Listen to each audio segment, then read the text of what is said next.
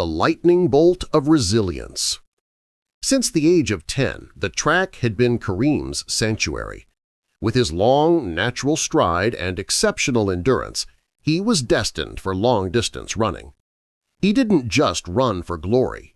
He ran out of necessity, feeling that every meter covered brought him closer to realizing a potential he alone knew.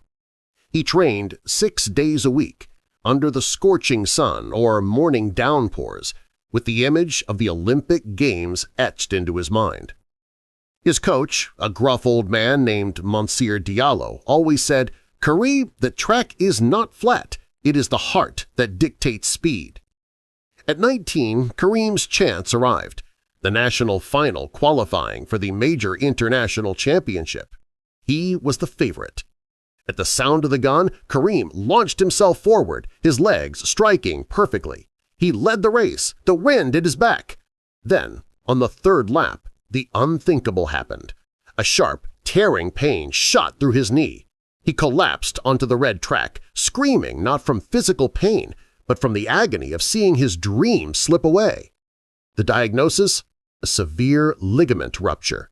Months of surgery, crutches, and rehabilitation lay ahead. Karim's world, which was made of speed and movement, suddenly stopped. Depression threatened, but a small spark, the same one that drove him to run, refused to be extinguished. The rehabilitation was an ordeal of patience and frustration. Every flexion was torture. He watched his friends train on the track he could only observe from the window of the physiotherapy room. But Karim possessed a strength of character inherited from his long solitary hours on the track – discipline. He treated his rehabilitation like a new race – slow, exhausting, but with a clear finish line. Monsieur Diallo visited him every day, never talking about running, but about patience and rebuilding.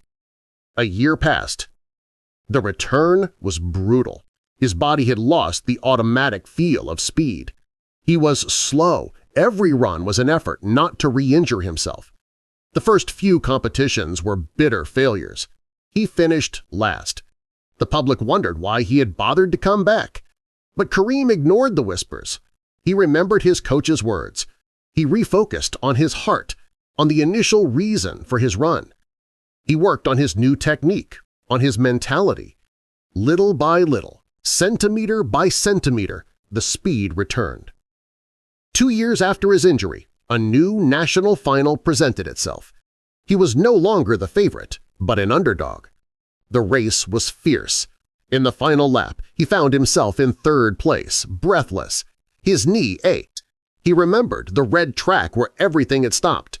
Instead of slowing down, he drew strength from that old pain. He overtook the second runner, and in the last 50 meters in a superhuman effort, he passed the first, crossing the finish line by 1,000th of a second. He didn't look at his competitors. He knelt, holding his face, tears streaming, not from pain, but from victory over his own destiny. He had proven that resilience runs faster than injury.